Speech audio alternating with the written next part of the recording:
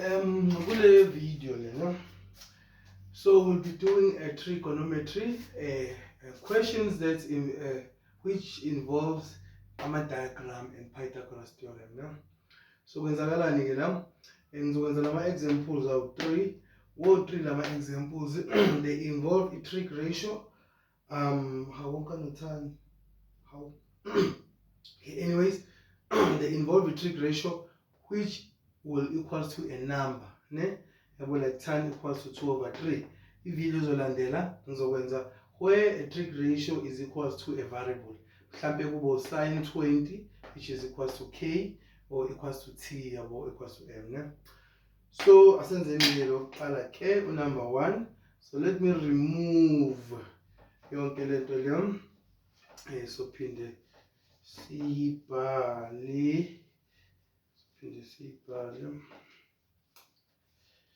right, I should get a bigger board.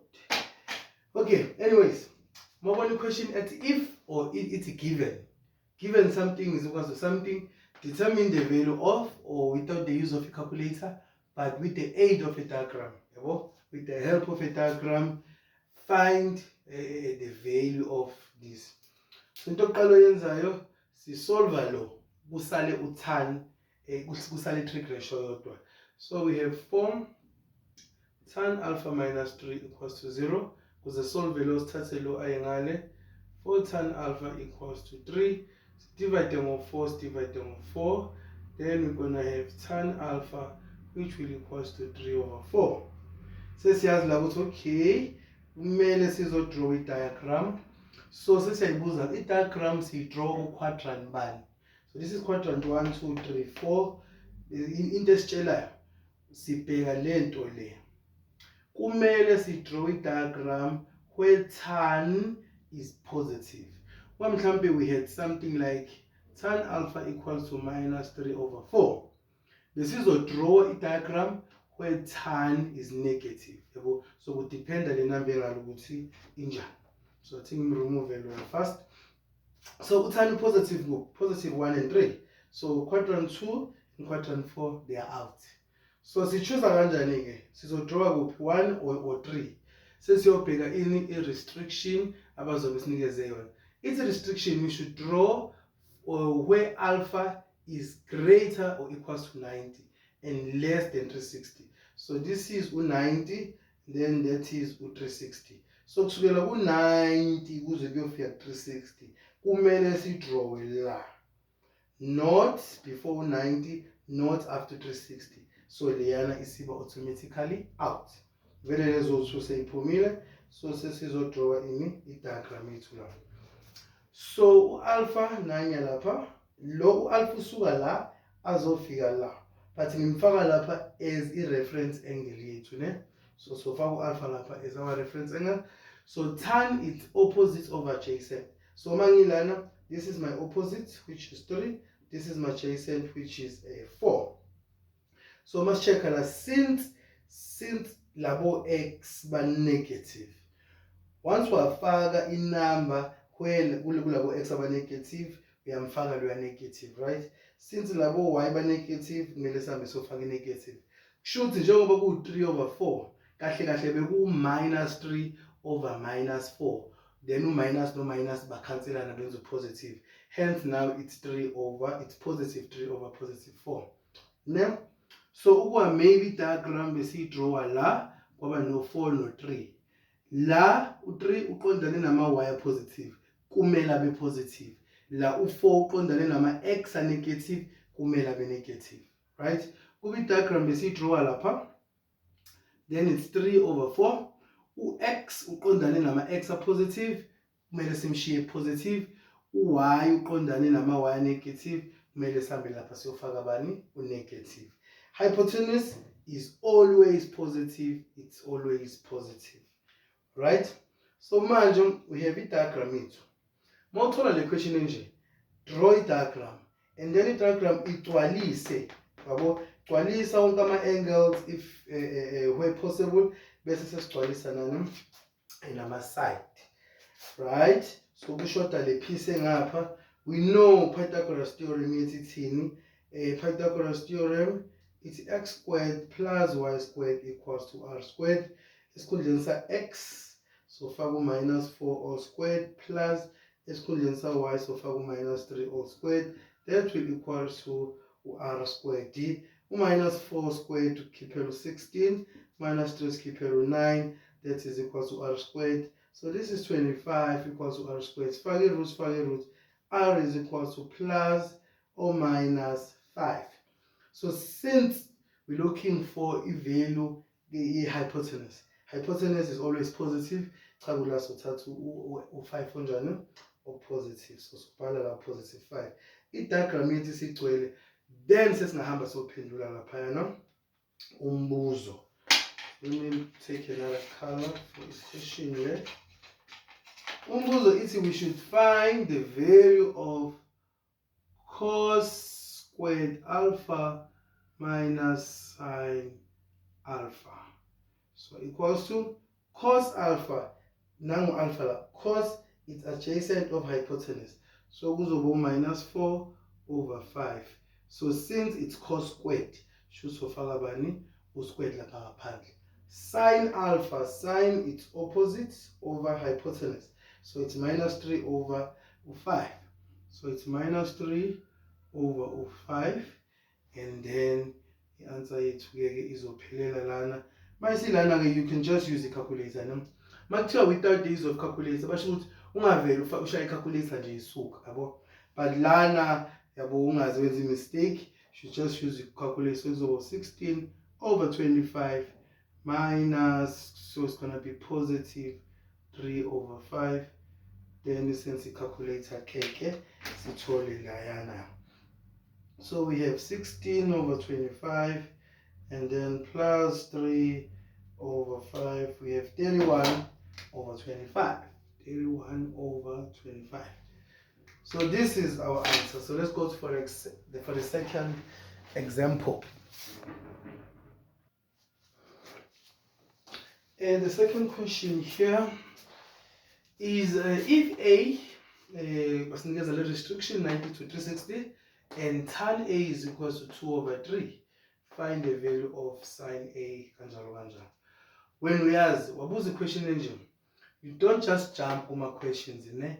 Kumele udraw i-diagram, uyigcwalise, then you come back to the questions uzowalokhuza, no? Right. So masifakela la i-diagram yethu siyayidraw kanje. Sesiyayibuza ke. Siyidraw ku-quadrant bani. Right? So mele siyidraw where tan is positive. Tan is positive 1 and 3. Chaza ukuthi lo nalo sebe out. Mele siyidraw ku-interval from 90 to 360. From 90 to 360, mele siyidraw kule portion le. Chaza ukuthi ke la sizoyidraw la. So tan it's 2 over 3. So sesiyabona ke la tan it's opposite over adjacent, which is 3. So kuzomele sisebenzise pythagoras kuze sithole lo. Since u3 ukuma x negative kumele sifake negative, since u2 ukuma y negative kumele sifake negative la. Then pythagoras thola lo. Pythagoras it's x squared plus y squared equals to r squared. Then lapha ku x kuba no minus 3 all squared plus minus 2 all squared equals to r squared. So la kuzoba 9 plus 4 equals to r squared. Right, 9 plus 4 ne? So kuzoba 13. Root 13 equals to r. So kuzoba plus minus. But since we know ukuthi r is always positive, sisofaka la root bani 13 positive. So sesiyabuya sophendula umbuzo ke.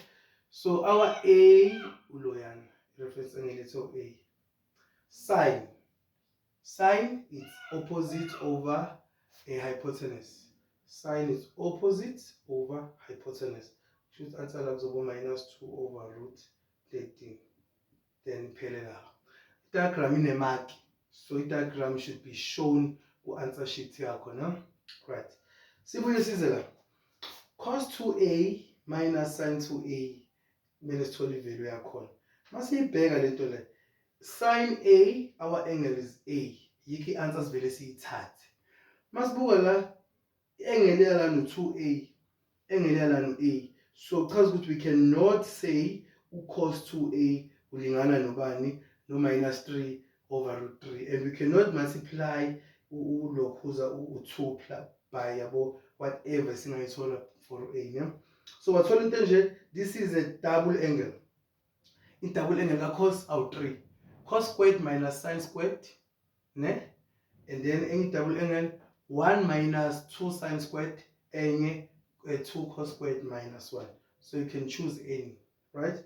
So mina choose at 1 minus 2 sin squared a minus double angle ka sin value 1 ithini 2 sin a cos a. Must check manje sesine angle a only. Squared only means ukuthi whatever sin a is, we should square it. Yeah, into multiplier now. So now we have 1 low 1 minus low minus 2. Esikhundleni sa sin a, sin its opposite over hypotenuse, so it's minus 2 over root 13. So since it's sin squared sifaka lapha squared. Last sibe no 2 lo 2 lo. Esikhundleni sa sin a, sin is opposite over hypotenuse, so it's going to be minus 2 over root 13. Yabo? Bese lana ke cos it's minus 3 over root 13. So it's adjacent over hypotenuse, minus 3 over root 13. So mase kulana ke we can just punch yonke lento ku calculator sithole i-answer yethu, ne? So into ebalekile is ukuthi siyakwazi yini kuzoba lana root 13. So lento lena izongidlela isikhathi, mase kula I'm just gonna write the answer yalokhu kuphela.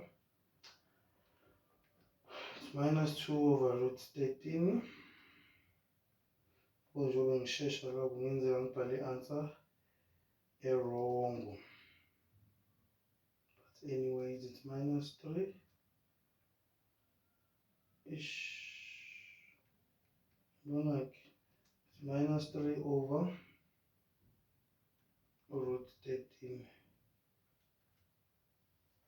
So it's minus 7 over 13. Minus 7 over 13. So let's go for the last example.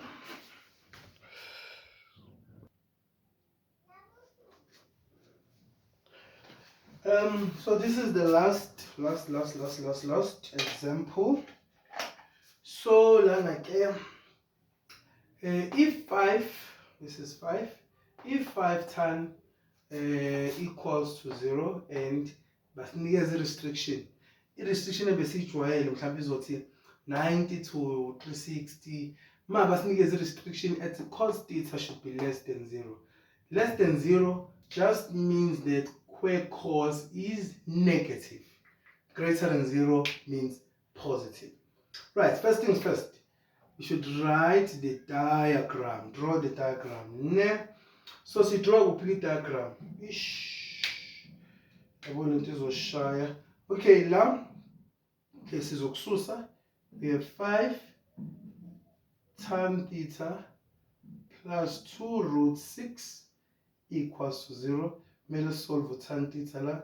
Tan theta will equals to minus 2 root 6 divided by 5. Ngithathe lo 2 root 6 ngomchampisa ngalo waba negative, ngadivide ngo5 kwaba kanje ukuze ngisolve tan. So now we should draw the diagram where tan is negative. Tan negative kuphi 2 and 4. So quadrant 1 is out, quadrant 3 is out, because 1 and 3 tan is positive. Right. Between 2 and 4, si draw up here. We should draw in a restriction. Restriction ingena lapho, ne? Yabo, i-answer yokuqala ukuze ukhiphe ama quadrant awu2 out. So ubheka ini le equation osukunikezwe yona. So now we should draw where cos is negative. Cos la positive. La cos unjani negative. Right? So must draw la cos a negative corner because cos nala negative, but quadrant 3 is already out. Yeah? So the only space as cell where cos is negative is quadrant 2. Sure. So lana our angle is theta, simfaka lapha as the reference angle. Yebo, we know ukuthi kusuka la kuze la. This is our theta, but simfaka lapha because we reference angle. Yeah, emakhaya yami ayisafuna ukusipana. Shekele green ngonyana. So tan is opposite over hypotenuse or over adjacent. Opposite, adjacent. So now opposite la, it's 2 root 6. Adjacent way to it's 5. So masibheka ke la u2 root 6 uqondane nama y positive uzosala positive. U5 uqondane nama x negative uzoba negative. Vele utan it's 2 root 6 over 5 or negative. Yabona la 2 root 6 over 5, then the solution yethi njani? In negative. So kumele sisibhalise Pythagoras theorem ukuze sithole lo. Pythagoras theorem we know ukuthi it's x squared plus y squared equals to r squared. U-x wethu lapha it's minus 5 all squared plus ubani u-y wethu it's 2 root 6 all squared equals to r squared. So this is 25 plus bani 25 plus 4 times 6 plus 24, which is 49 equals to r squared. Family root, r is equals to plus or minus 7. So we know to r way to uzoba ubani 7 because we know hypotenuse it's always a positive. So in diagram we can now answer the question 1, 2, and 3. So the first question, we should find the value of sine theta. So now with theta, sine is opposite over hypotenuse. So because we talk about 2 root 6 over 7. Done. 2 marks. The magani 1 for a solution. The other mark is line of the diagram. Now we should find the value of cos theta. Cos now theta adjacent over hypotenuse. So cos theta will be minus 5 over 7. Ne? So image footnala. Imagine kumele size kulana. Okay, mase check na. So let me remove the part le. Khona kuzoba ne space. Ubhala. Right. So mase check le, we have 14 cos singamthathela lapha cos it's adjacent of hypotenuse. 7 no 6, okay, times cosine singamthathela lapha opposite over hypotenuse. La cos what? We should use the reduction formula kuze suse lo. Nalana we should use the reduction formula. And hope ukuthi kuzoba nama special angles. Ama special angles siwathatha ku diagram special angle. Diagram special angle ino 30 no 60 and ino 1 over 2 no root 3. Any diagram special angle ino 45 yaba no 1 yaba no root 2. So every time when you see a special angle, sishintshe usenze i-value yakhona, ama-answers wakhona uwathathela kuphi ku diagram. Right. So we bring 14 down. Cos theta athi simbuyise ngamasibomvu siyoshintsha lezi qala phansi ne kube no 7 la root 6 times sin theta all divided by. Whenever you see a number negative, ne scratch out low number, ne, and then kulo number you should just add 360. So we're gonna say negative 240 plus 360 is 120. So tina last is always 7 bani cos 120. What do I mean by that? Ngibalekela indaba yokusebenzisa diagram ukuthi negative 90 wara. Let's say uthola sine negative 120. Scratch out to 120. Then just write sine negative 120 plus 360 is 240. So sebenzisa sine 240. Ne? Whenever you see number negative, just add 360. Then uzosebenzisa inamba ezinjani ezipositive. For example, let's say we have cos x minus negative 270. Yabona athi negative. Instead of you using a diagram, whenever you see number negative, just add 360. Scratch out negative 270. So negative 270 plus 360, we get to 90. So remember, we have cos x plus 90, which is the same as cos x 90 plus x. So this is something we used to. Ilula le kunale negative. Right. So asibuye nisizelana ke manje. Sesimscratch out ke la minus 240 sabhala 120. Right? So because ukuthi la we should change, use the reduction formula because sishintshe la 120. Should be no cos 180 minus 60, right? 180 minus 60 uyaphuma 120. Now we're gonna have tan mashintsha lona kuzoba 180 plus 45, right? Sibuye size la we bring all the numerator down because sifuna ukushintsha kanye kanye ne sibe no sin theta all divided by 180 minus is quadrant 2, cos unjani is negative. Shusuba no negative cos 60. Right? Size la ngaphansi 180 plus quadrant 3 utan unjani positive. Shusuba no tan 45. Kule step ke manje sesinga remove wonke ama trig ratio and sibhala ama values akhona. We have 14 la times cos theta. Now la put theta cos it's adjacent over hypotenuse, so it's minus 5 over 7. Right? Times lo 7 lo no root 6 lo. Sin theta, sin is opposite over hypotenuse, so it's about 2 root 6 divided by 7. Right? And then sesiqedile in the top. Size la ngaphansi we have lo negative lo cos 60. Cos 60, cos it's adjacent over hypotenuse, so cos 60 it's 1 over 2 ne times size la ku tan 45 tan yabo khona 1 la tan 45 is opposite over adjacent, should to tan over 1. Then we use the calculator ke lapha yana bese sithola i-final answer yethu. But into ebalekile la whenever we talk about question that if something is equal to something, draw a diagram. Ukuthi diagram we draw aphi udependa ukuthi loyo trig ratio equals to a positive or a negative number. The restriction yakusiza ukuthi to choose yabo ukuthi draw ngapha diagram. After diagram isiphelele, then you can answer our questions, yeah. So this is part 1 of trig. Part 2 ke zobengenza where a trig ratio is equals to a variable. So the answer yalana.